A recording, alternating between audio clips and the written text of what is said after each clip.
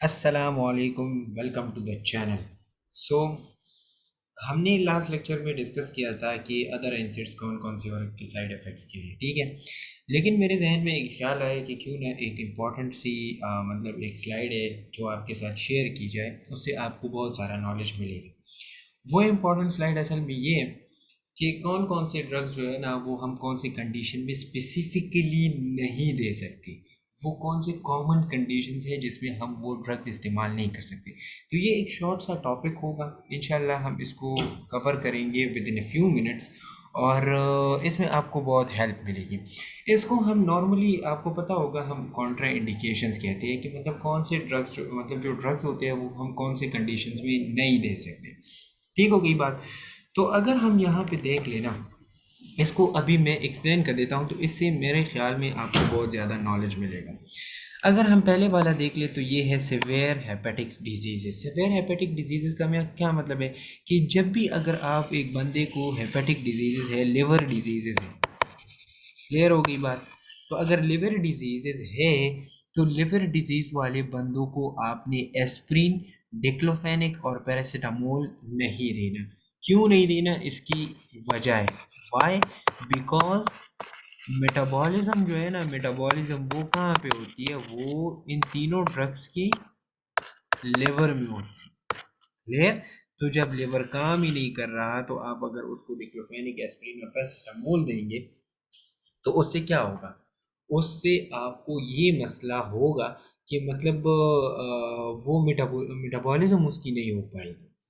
Clear हो गई बात। तो ये आपने ज़रूर याद रखना है कि जब भी अगर हेपेटिक सिंड्रोम वाली डिजीज़ है या हेपेटिक जितनी भी डिजीज़ है तो उसमें आपने ये वाले ड्रग्स नहीं देने। दूसरा है हमारे पास, जो दूसरा है हमारे पास है वो है विटामिन के डिफिशिएंसी। सो मतलब इसका ये है कि जिस बंदे में विटामिन के की डिफिशिएंसी हो आपने उसको मतलब उसको जो है ना एस्प्रिन नहीं देना। जित बहुत सारे बंदे होते हैं जिसमें विटामिन के की डिफिशिएंसी होती है तो उसको आपने एस्प्रिन नहीं देना। क्लियर हो गई बात। इसके अलावा जो हेमोफीलिया वाले पेशेंट्स होते हैं, जो ब्लीडिंग डिसऑर्डर जिसको हुए होते हैं, ठीक हो गई बात। तो जितने भी ब्लीडिंग डिसऑर्डर वाले पेशेंट्स होते हैं तो उसको आपने एस्प्रिन नहीं देना। क्यों?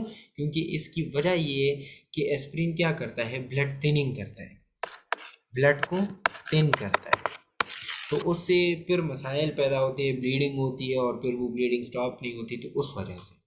अच्छा, चिल्ड्रन में क्या है, चिल्ड्रन में असल में ये कि जो चिल्ड्रन होते हैं ना, अगर आप उसको एस्प्रिन देंगे तो वो एस्प्रिन क्या करेंगे, अ, उसमें रे सिंड्रोम सिंड्रोम कॉज करेंगे। रे सिंड्रोम क्या चीज़ होती है, रे सिंड्रोम असल में है कि जब आपके ब्रेन और लिवर में क्या हो जाए, स्वेलिंग हो जाए, इसको हम क्या कहते हैं, रे सिंड्रोम कहते हैं। तो चिल्ड्रन को आपने, बच्चों को कभी भी आपने एस्प्रिन नहीं देना क्योंकि वो क्या कॉज करेंगे, रे सिंड्रोम कॉज करेंगे। रे सिंड्रोम क्या चीज़ है, ब्रेन और लिवर में स्वेलिंग को हम रे सिंड्रोम कहते हैं। अच्छा, patient receiving anticoagulant such as coumarin and heparin, उसको आपने वो नहीं देना, एस्प्रिन नहीं देना। ये अब यहाँ पे एंटीकोगुलेंट का क्या मतलब है, मतलब ये है कि मिसाल के तौर पर बॉडी में कहीं पे कोगुलेशन हुई है या मतलब उसका जो ब्लड है वो बहुत ज़्यादा कोगुलेट होता है, बहुत ज़्यादा थिक है, तो अगर हम उसको हेपरिन दे रहे हैं ना, तो हेपरिन क्या कर रहा है, हेपरिन असल में कर रहा है उस कोगुलेशन की उलट जा रहा है। जो कोगुलेशन, जो क्लॉट वगैरह बनी हुई है तो उसकी वो उलट जा रहा है। क्लियर? तो अगर आप उसको एस्प्रिन देंगे और साथ में हेपरिन भी स्टार्ट है तो उसका जो ब्लड है ना वो भी बहुत ज़्यादा थिन हो जाएगा। क्लियर? तो ब्लीडिंग के चांसेस हो सकते हैं, इंटरनल ब्लीडिंग स्टार्ट हो सकती है। अच्छा, आज़मा, आज़मा वाले पेशेंट्स में हमने जो है ना एस्प्रिन नहीं देना। इसका जो मैकेनिज़्म है वो ऑलरेडी हमने इसकी साइड इफ़ेक्ट्स में क्लियर किया हुआ है, लेकिन यहाँ पे फिर से ये आ गए हैं तो मतलब इसका ये है कि ये रेस्पिरेटरी डिप्रेशन कॉज करता है। क्लियर? तो आज़मा वाले जितने भी पेशेंट्स होते हैं उसको आपने एस्प्रिन नहीं देना।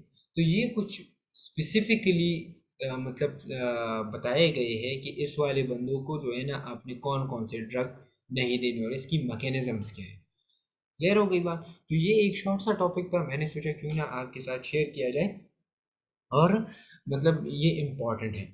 इसके अलावा दूसरा है हमारे पास कि analgesics and pain relieve in pregnancy and breast feeding. मिसाल के तौर पर एक बंदा है, मतलब एक बंदी है, वो प्रेग्नेंट है, तो प्रेगनेंसी में हम कौन सा ड्रग इस्तेमाल कर सकते हैं?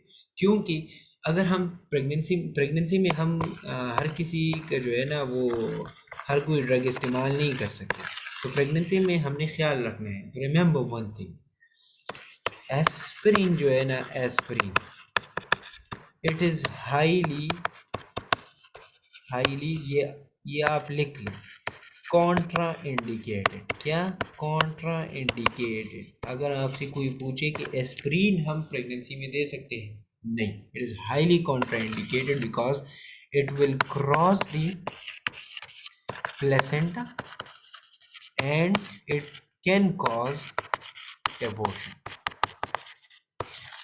क्लियर हो गई बात। तो अब कौन से ड्रग्स हैं जो हम नॉर्मली इस्तेमाल कर सकते हैं अगर हमने एनाल्जेसिक या मतलब पेन को रिलीव करना है ड्यूरिंग प्रेगनेंसी या ब्रेस्ट फीडिंग?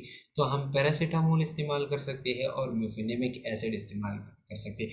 ये मेफिनेमिक एसिड हमारे पास कौन से है? पॉन्स्टॉन। क्लियर। तो ये वाले ड्रग्स हम इस्तेमाल कर सकते हैं, लेकिन लेकिन लेकिन ये एक बात याद रखनी, ये हमेशा डॉक्टर की प्रिस्क्रिप्शन के मुताबिक होंगे। प्रिस्क्रिप्शन। क्लियर हो गई बात। डॉक्टर के प्रिस्क्रिप्शन के बगैर आपने कोई भी ड्रग नहीं लेना। क्लियर। तो ये एक रिलेटेड टू दी एनाल्जेसिक्स और वो थे, मैंने सोचा आपके साथ शेयर कर दूं। ये आप याद रख ले, इसमें बहुत सारे मतलब आपसे आपके एमसीक्यूज और ये कुछ कवर हो जाएंगे। ठीक है, इंशाल्लाह नेक्स्ट लेक्चर में मिलेंगे, तब तक के लिए इजाज़त दें। अस्सलाम वालेकुम।